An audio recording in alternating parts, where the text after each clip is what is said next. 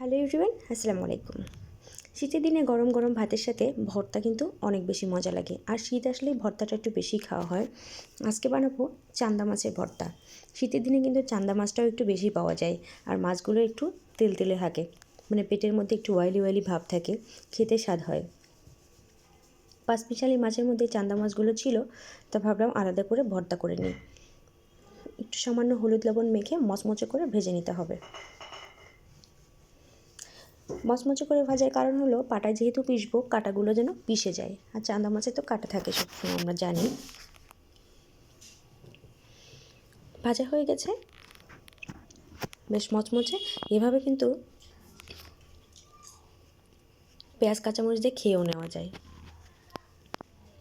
তো যাই হোক, মাছগুলো তুলে নিচ্ছি। যারা আমার ভিডিও দেখেন তাদেরকে অসংখ্য ধন্যবাদ।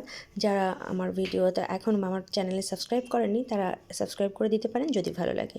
শুকনো মরিচের কাঁচামরিচ ভেজে নিচ্ছি আগে, তারপরে দিয়ে দিব পেঁয়াজ আর রসুন। ভর্তাতে কিন্তু ঝালটা একটু বেশি বেশি হতে হবে, আর যে শুকনো মরিচ দিয়েছি এটা কিন্তু বেশি ঝাল না, এই জন্য একটু বেশি করে কাঁচামরিচ দিলাম। এবার পেঁয়াজ রসুনটা দিয়ে দিচ্ছি, একটু সতে করে নেব, খুব বেশি ভাজবো না, হালকা ভেজে নেব। মাছটা যেহেতু একটু ড্রাই, পেঁয়াজ রসুন কাঁচামরিচের জন্য একটু ভেজে ভেজে হবে ভর্তাটা।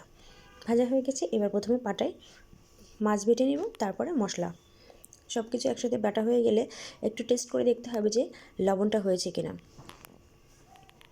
লবণটা হয়ে গেলে একটু, না হলে একটু লবণ দিয়ে মেখে সামান্য একটু সরিষার তেল দেওয়া যেতে পারে, আমি আর দেয়নি। তো ভর্তাটা কিন্তু খাওয়ার জন্য রেডি। কেমন হলো বলবেন, আর আপনারা ট্রাই করতে পারেন।